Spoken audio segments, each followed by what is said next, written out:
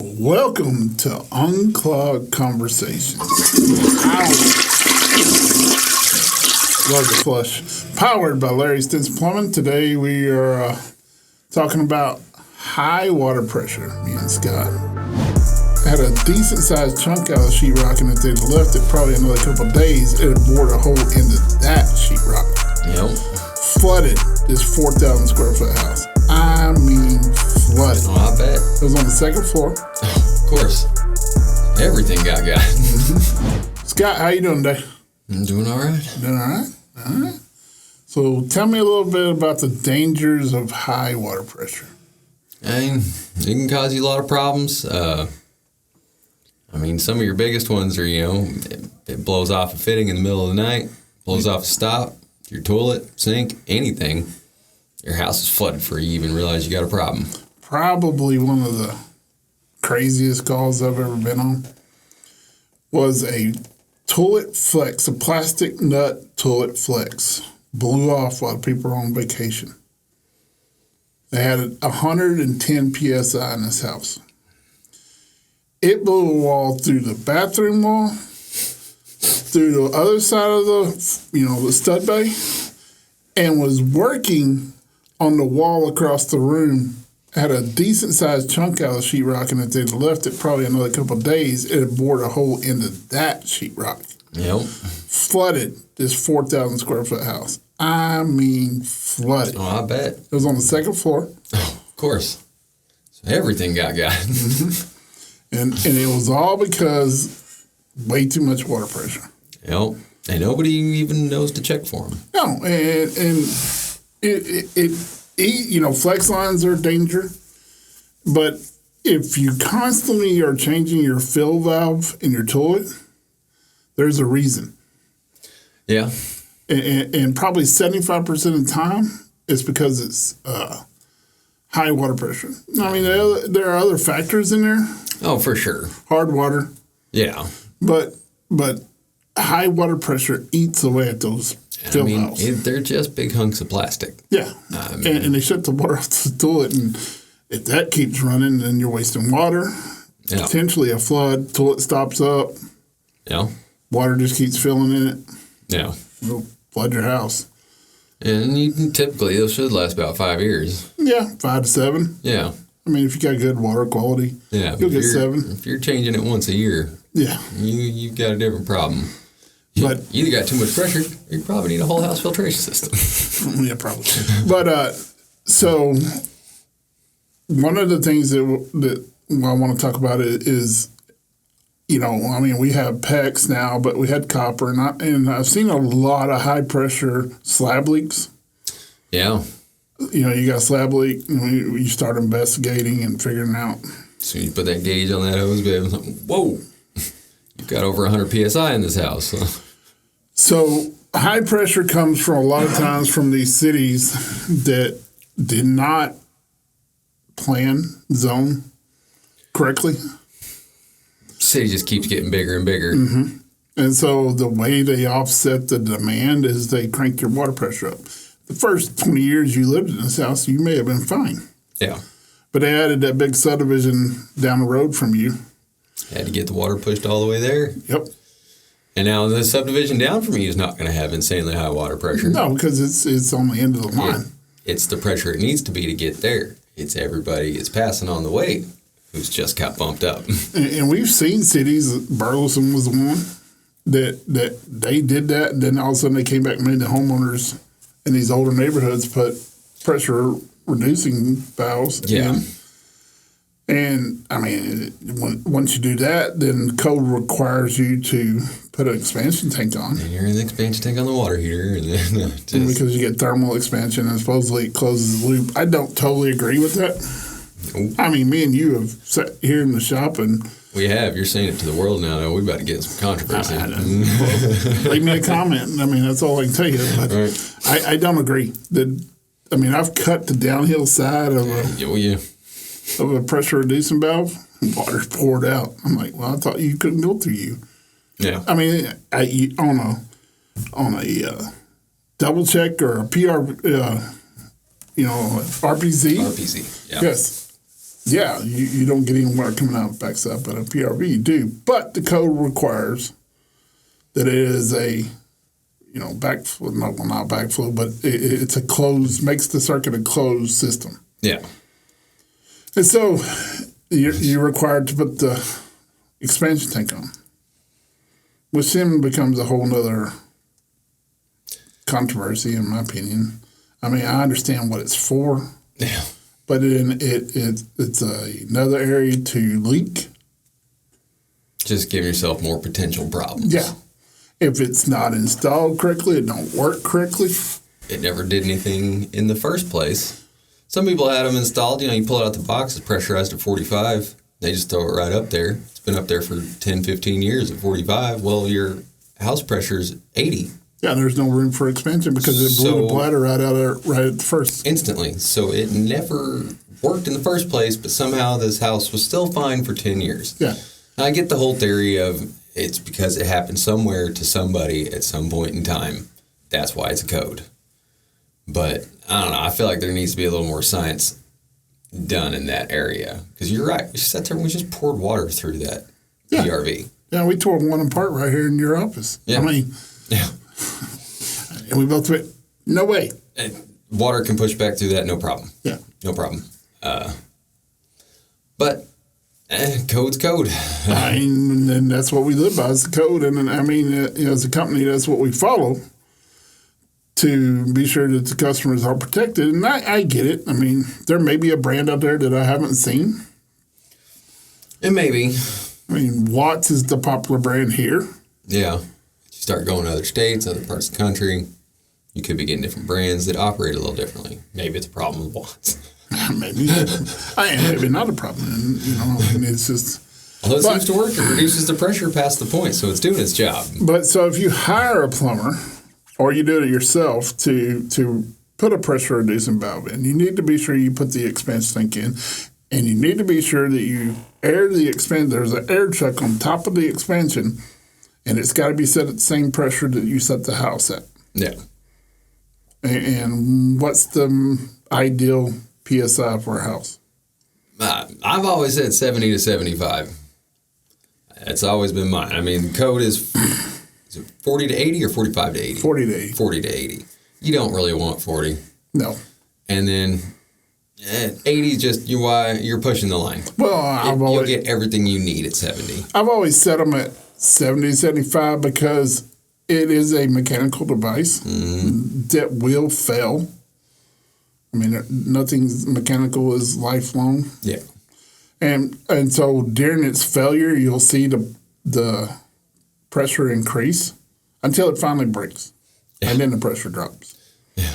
Actually, well, I guess that's a different conversation. But the pressure doesn't actually drop. It's the volume that drops. But it's so that is one thing that if you do have all of a sudden you wake up one day and, man, I can't even turn two things on at once. Yeah. Wife got in the shower. I started brushing my teeth. You get that strong burst right at the beginning. And she's screaming at me across the house. What happened? Mm-hmm.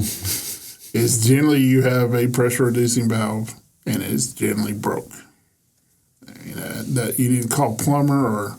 And the biggest problem is everybody does landscaping. Most time they put them up by the house. When they're building a new house, they put them up by the house and mulch right over them. Yep, mulch. Put a bunch of beautiful flowers, and nobody will ever find it again. Yep.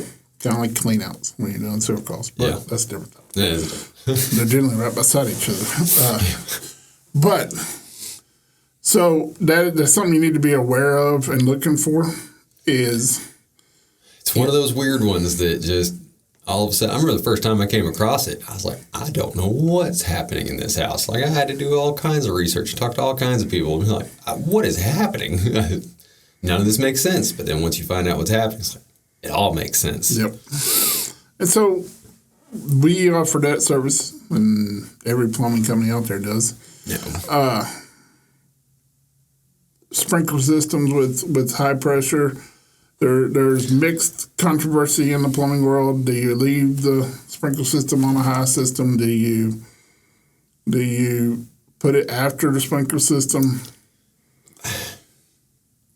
I get why there's controversy there because you don't want an overpressurized system, but was your sprinkler system really installed to proper water codes? No, it's a totally different code. And that's what I'm saying. Like, because if you tap off my water line that early and run that much piping, then I probably need to upsize all the water lines in your house. Mm-hmm.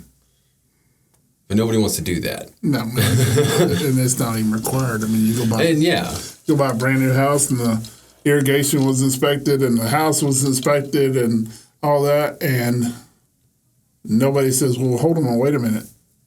What size of water line did you run? Yeah. It's not right if you do the math, but... Yeah. But,